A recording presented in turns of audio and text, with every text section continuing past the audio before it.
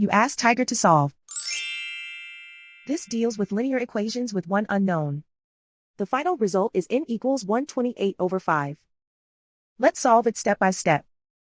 Simplify the expression. Find the greatest common factor of the numerator and denominator. Factor out and cancel the greatest common factor. Swap sides.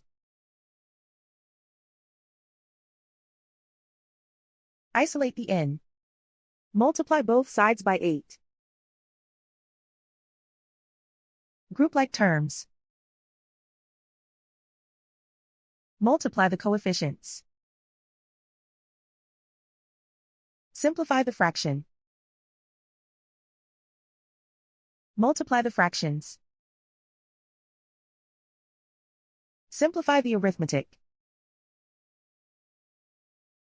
And so the final result is n equals 128/5.